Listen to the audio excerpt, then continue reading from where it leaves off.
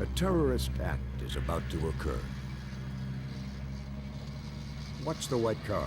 It's filled with explosives.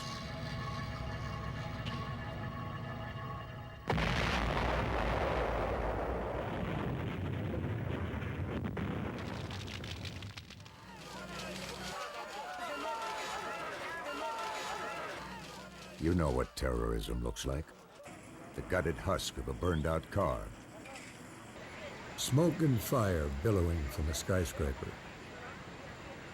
The wide-eyed young zealot waving his Kalashnikov and proclaiming the greatness of his god or his group or his leader. But do you know what terrorism is? Do you know what a terrorist is and how he thinks? And should you be afraid? We're going to show how terrorism is changing. We'll look at different kinds of terrorist groups around the world and examine their motives, goals, and methods. The Marxist groups, the messengers of the apocalypse, the ethnic separatist groups, and Islamic terror. We'll learn why they think they have license to attack anything Western. From the rainforest to the urban street corner, we'll look deep into the mind of the terrorist.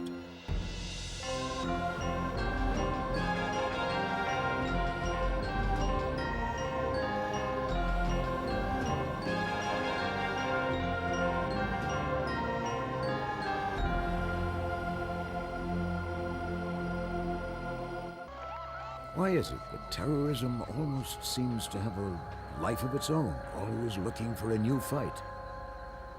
According to Dr. Gerald Post, an internationally recognized authority in the terrorist psyche, a person joins a terrorist group more for the camaraderie than for the cause. The major reason for becoming a terrorist, in my judgment, is to belong to a terrorist group. From materials to travel to training, terrorism is an expensive business. Raymond Kendall, retired Secretary General of Interpol, provided some insight on where the funds are coming from in the post-Soviet era.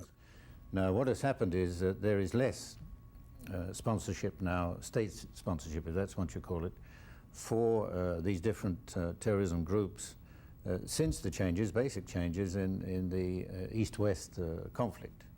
Terrorism work? Terrorism in any form does not work in the long run. In the short run, it may work by terrorizing a community, by removing a leader. Responsible for 2 truck bomb attacks. The first at the Israeli embassy in 1992, which killed 29 people. The second was the single most deadly attack against Jews outside Israel since the Holocaust. It was the morning of July 18th, 1994. The streets were filling up with people coming to work. No one took any notice of the white Renault truck packed with explosives as it wound its way up Tucuman Street toward the busy downtown garment district. The truck turned right onto Pasteur Street. Then, 100 meters later, drove up onto the curb and stopped at the entrance to the Argentine-Israeli Mutual Association. 10 seconds later, at 9:53, the peaceful landscape of downtown was shattered. Rosa Montaño de Barreros was just walking by with her son Sebastian when the truck bomb exploded. It was terrible. There was a very loud noise, a very strong wind. Still, in the long run, it changes nothing. It just doesn't work.